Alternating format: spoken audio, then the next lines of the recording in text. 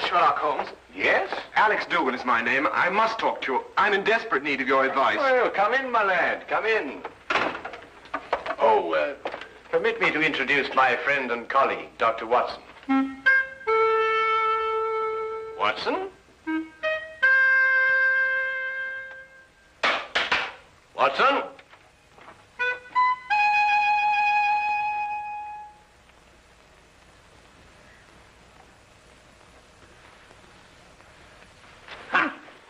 Just as I suspected. Well, Oh, my goodness me, a patient.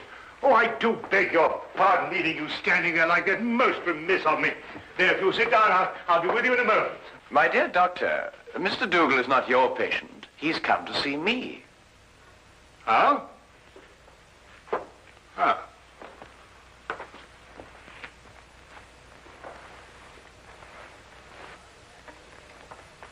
About a matter which I imagine has something to do with the injury you've sustained, eh? About a matter which might prove even more disastrous to a certain young lady if she's allowed to marry this man without somebody telling her. But on the other hand, how can I tell her when... You're jumping about rather a lot, Mr. Dougal. Mentally, of course. Yes, forgive me. I'd better begin by telling you that I'm known to most people by a name other than Alex Dougal. Yes? Aunt Lottie. Aunt Lottie? I write under that name in the Daily Observer. I'm a columnist. But Aunt Lottie? I know. It was the boss's idea. I'm really a sports writer. Don't ask me why I was assigned the job, but I do an advice for the lovelorn column. Oh, I see. You mean the readers write into you telling you their problems? And I answer them. The boss thought they'd be more apt to listen to a nice, sweet old Aunt Lottie than a Alex Dougal. Well, of course, he may have a point there, Mr. Dougal. They listen to me, all right. Act on every word I say. And that's what started all the trouble. You'll have to go back with me 2 weeks. I'd received a letter from a young lady who identified herself only with the initials S.D. She said that her father had just died and she had nobody to advise her but me. It seems that her fiancé was a man of violent temper and had on one occasion almost throttled another man for even looking at her. She wanted to know if it'd be wise to marry him. I answered her, and a day later in the editorial room, I came to know what I'd touched off.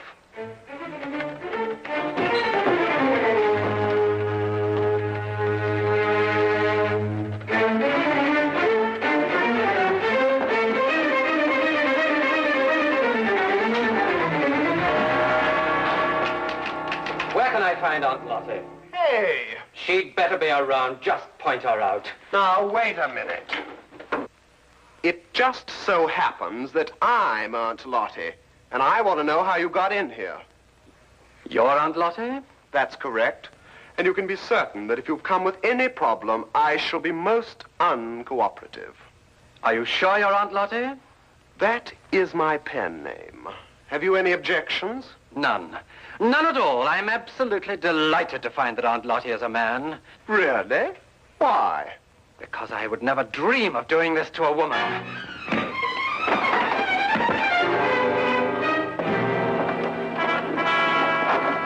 What's the meaning of this? You received a letter the other day from a young lady asking whether it was wise to marry her fiancé, a man of violent temper. That's right. You replied in your column yesterday that it would be most unwise. It is. But what's it got to do with you? I know. Don't tell me. You're the fiancé. Aunt Lottie, you have a lot of mending to do. Mending? In your column tomorrow, I want you to take back every word. It's impossible. My publishers would never allow it. Right, then you'll go and see her personally. Her name is Susan Deering. Her address is 116 Chatham Hills Road, Barhampton. When you get back, I shall expect to hear that she has refixed the wedding date. Now, wait a minute. You can't intimidate me. I gave her my honest advice, and I intend to stick to it. What did you say? I intend to...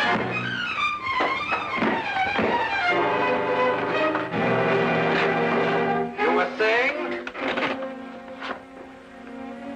I just wanted to know what the address was again.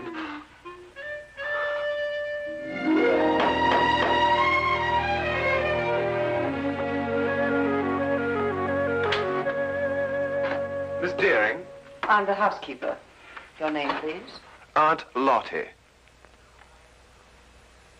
No, I have not been drinking. Come in.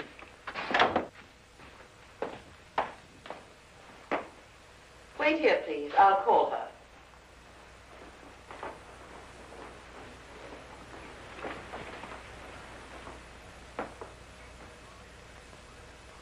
I'd hardly expected when I left London that Miss Susan Deering would be living in surroundings such as this. Most of my readers were shop girls. Girls from a modest background, anyway. But Susan Deering was an heiress. I realized this when I recognized the subject in the painting above the fireplace. He was Oliver Deering, the chemical manufacturer who 6 months ago had suffered a heart attack while pursuing his favorite sport, bicycling. He was undoubtedly her father. How do you do? How do you do? Are you really Aunt Lottie? I'm afraid so. My editor felt it would inspire more confidence than a name like Alex Dougal, which is my own. But I don't agree with your editor at all. Oh, really? I never fail to read your columns. They're always so full of wisdom and understanding.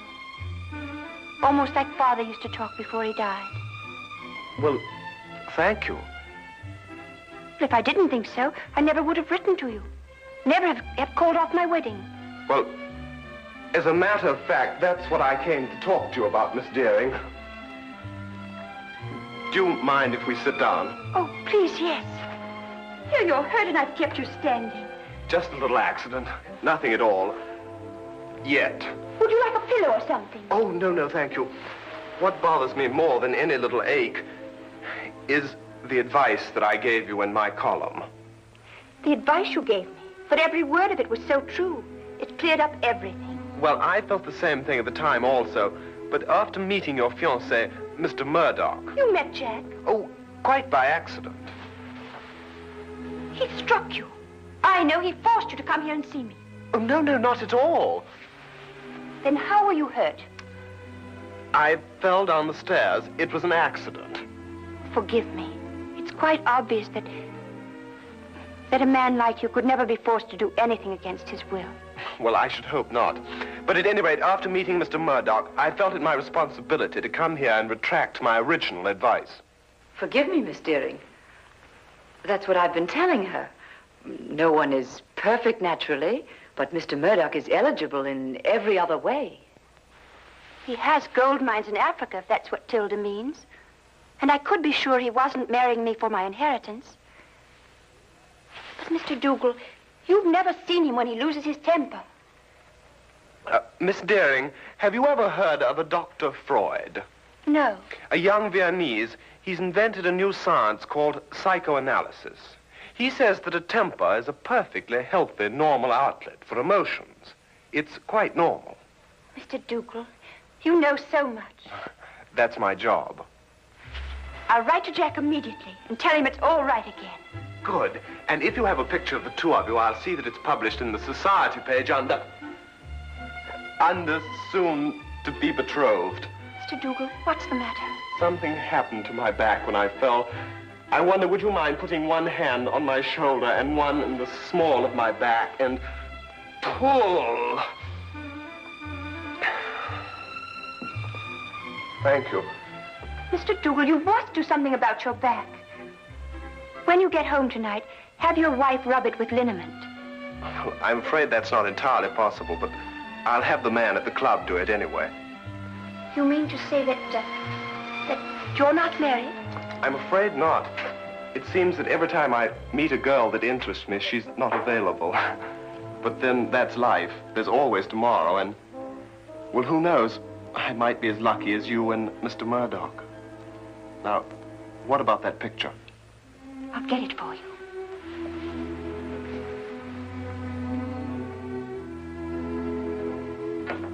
All the way back to London, my eyes kept returning to the snapshot that had been given me, and to Murdoch's face. I really hadn't had time to study him when he first came into my office.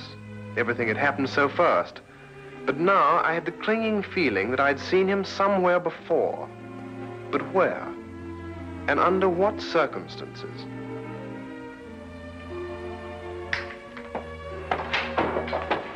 Hello, Dougal. I trust you were successful. Extremely. And I'm going back with even more confidence to make her change her mind next time. You're not Jack Murdoch, and you don't have any gold mines in Africa. You're Freddie Brill, the racetrack fixer. Now, whatever gave you that idea? I used to be a sports writer, for your information, and I remember you very well. You got flung in jail for nearly killing a jockey that double-crossed you. And if you don't think I can prove it, just come down to the library and I'll show you a back issue with your picture in it. That won't be necessary. I didn't think it would be. So it's her inheritance you're after, is it? That's it. And I don't think you'll be telling her. What are you going to do? First, I'm going to make you best man at my wedding. What? After today, I can't trust you out of my sight. As best man, you have reason for being at my side every minute. But this is insane. Secondly, I make you this promise. If Susan should learn of my true identity before we're married, I won't make inquiries as to who told her. I'll assume it was you. And if it's the last thing I do, I'll kill you.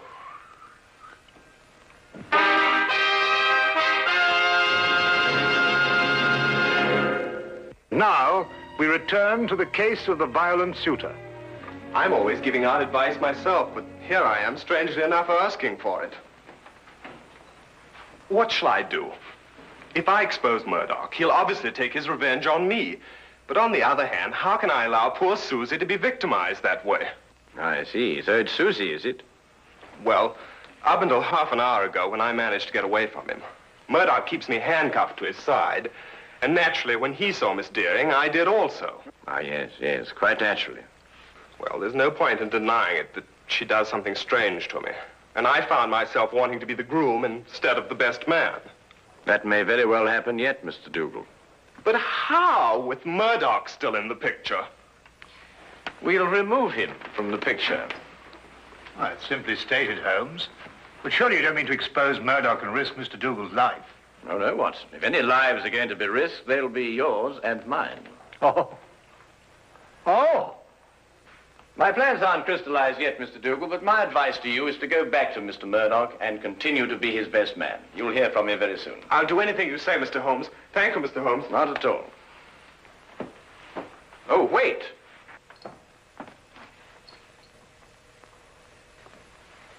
It's all right. I just wanted to make certain that Murdoch wasn't waiting for you outside. Oh, thank you, Mr. Holmes. Good day. Good day. Good day.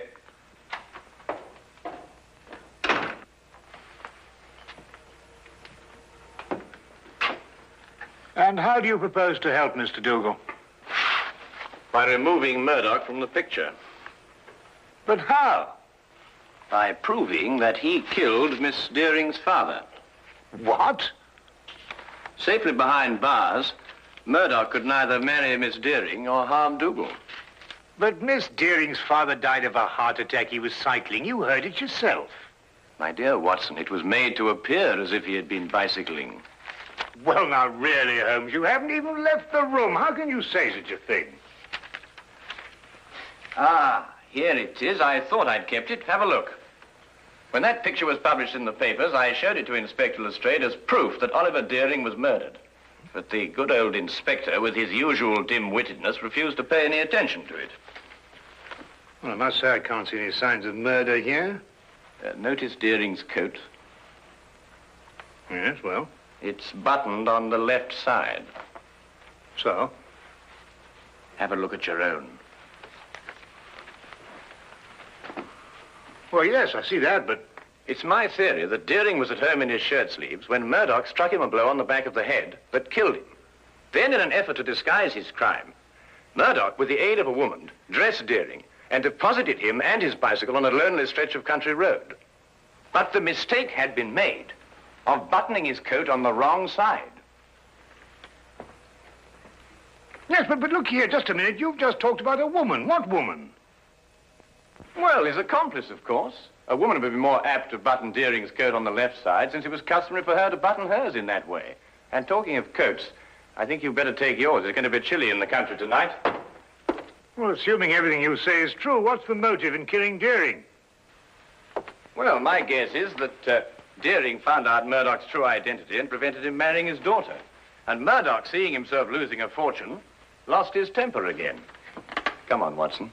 We'll pick up Lestrade on the way. Right. Take my coat.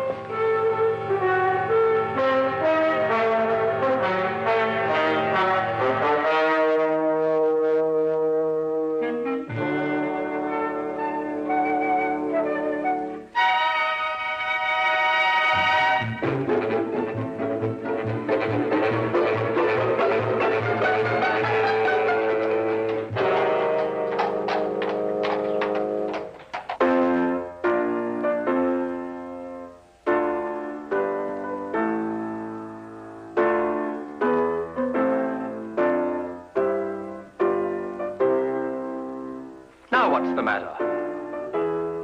I got a twist in my back. Are you still complaining about that? Don't you talk to him like that. I'll talk to him any way I choose. Not around me, Jack Murdoch, you won't. Tea is served. Nothing like a nice cup of tea to relax everyone. If you don't keep your temper, you'll ruin everything. It's all right, Tilda. I'll pour.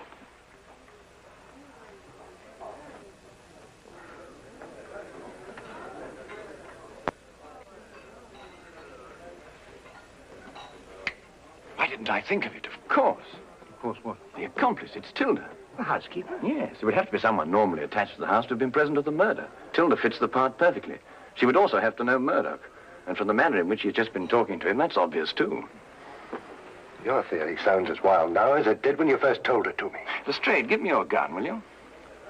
What for? Well, I'm just going to put my theory to the test. Wait a minute. Oh, don't worry, I shan't hurt anyone.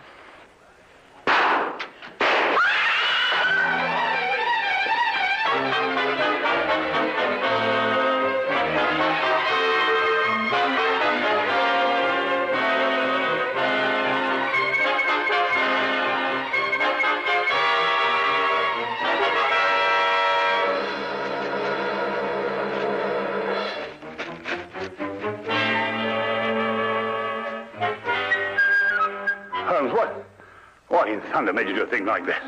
No time to explain now. They'll have the staff out, search the grounds. If they find us, the whole plan's ruined. Well, now, where's Lestrade? Lestrade! Shh! Oh, Lestrade! He was behind us when I last looked. Oh, confound him. If they find him, everything will be ruined. Here, we'd better go and find him ourselves. Lestrade. Lestrade. Oh, no, Holmes, look. Well, well, well. Only the good inspector could have managed that. Well, Lestrade, you look like a stranded whale. What is this thing? It's a badminton net. Were you running with your eyes shut? Here. Holmes, listen. The gardeners, I expect. They're coming this way. We've got to get to the carriage. Come on, Lestrade. Get me out of this thing. Oh, there's no time for that. Come on.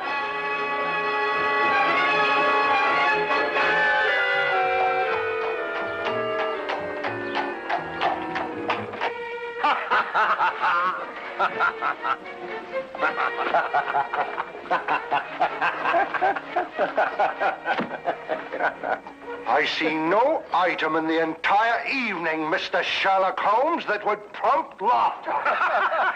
I'm terribly sorry, Lestrade, but I shall cherish the memory of you thrashing about on that badminton court for years to come. I wouldn't find it so amusing, Holmes, if it had been you who had torn that confounded net from its moorings. Lestrade, it was simply a question of going under it after all. And I haven't forgotten that it was your insane behavior tonight that made it necessary for us to be running at all. Yes, what were you up to, Holmes? Those shots, I mean. Yes, I assume there was a purpose. Oh, a very definite purpose, Lestrade. Those 3 bullets were bait for a trap. Odd bait, I must say. I trust it was the perfect bait for our purpose. I only hope that our delayed departure from the Deerings won't make us too late to see the trap sprung. You mean it wasn't sprung at the Deering? There were too many people there, Watson. You see, if my theory is correct, then Jack Murdoch's flat should be the place. And I wonder if we can entice this driver to go just a little bit faster. Cabby! Cabby, go as quick as you can.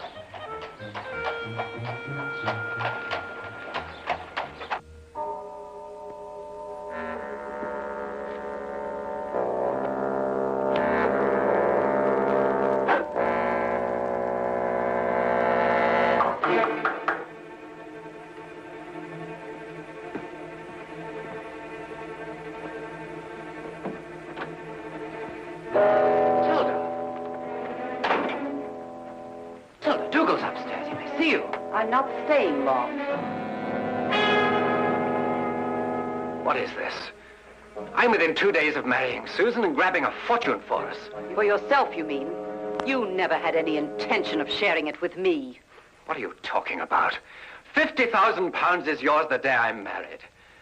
Didn't I promise it to you? Yes, but your circumstances were different then.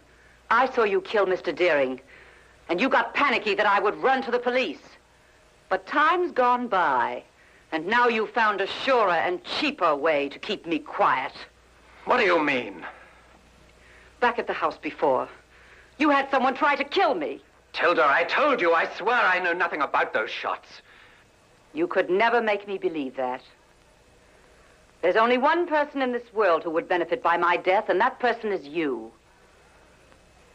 I'll never feel safe while you're alive. I wouldn't do that if I were you, miss. Drop that gun. You're under arrest. We heard everything you said. You were tricked, Tilda. It was the police fired those shots at you. Well, Mr. Holmes here anyway. I had a feeling it would stir things up a bit. It's an old adage that partners in crime never trust one another. Get down!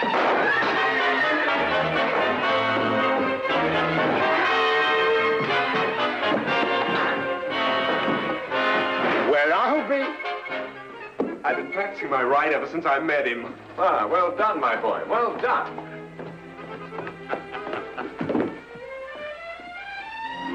You'd better come along too, miss.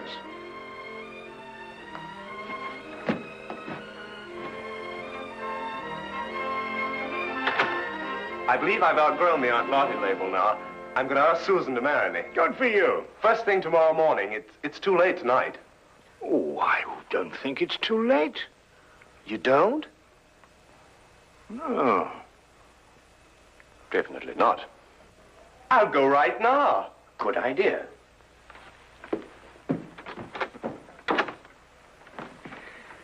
Well, Holmes, you've solved the mystery and brought two young lovers together. I think I'm going to call you Aunt Lottie.